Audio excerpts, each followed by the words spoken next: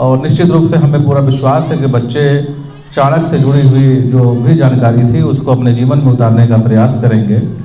और दो चीज़ों की उन्होंने चर्चा की, एक तो तक्षशिला विश्वविद्यालय की, उसके बाद जो है उनके जीवन के बारे में।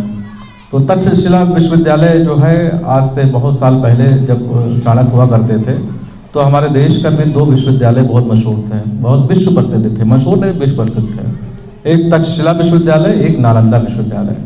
नालंदा बिहार में उसके अवशेष पाए जाएंगे आपको आज भी, और दूसरा तक्षशिला विश्वविद्यालय जो कि अब पाकिस्तान के रावलपिंडी के निकट है, उसके अवशेष हैं।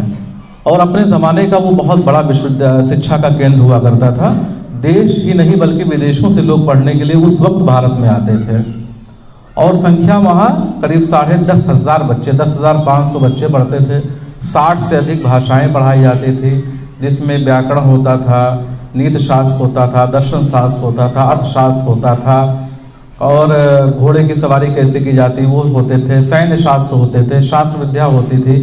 और उसके आप ऐसे समझिए कि जो आज के वर्तमान समय में माल नहीं होते हैं, जैसे लुलु माल है, अब बहुत बड़े भाग में लुलु माल बना दिया गया तो पता चला वहाँ वुडलैंड का जूता अलग मिलता है, उसके बाद एडिडास का अलग है, बाकी कंपनियों के जीन्स अलग हैं। तो उस तरीके से वो विश्वविद्यालय क्या था, बहुत बड़े भूभाग में फैला हुआ था और सभी लोगों ने अपने अपने विद्यालय वहाँ पे स्थापित कर रखे थे। अब कोई जो है आचार्य है तो उन्होंने अपना आश्रम बना लिया, उनके आश्रम में बच्चे रह के पढ़ते हैं।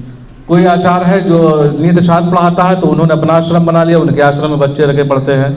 ऐसा नहीं था कि घंटी लगेगी और ये इतने घंटे की पढ़ाई होगी, तो उसकी अपनी अलग व्यवस्था थी। एक भूभाग में फैला हुआ था, उसी में जो विद्यालय थे उसी में आश्रम थे। और पता चला वसीम साहब का ही आश्रम है, आप क्या पढ़ना चाहते हैं, हम अंग्रेज़ी पढ़ना चाहते हैं, तो जाइए वसीम साहब के वहाँ बैठ के पढ़िए।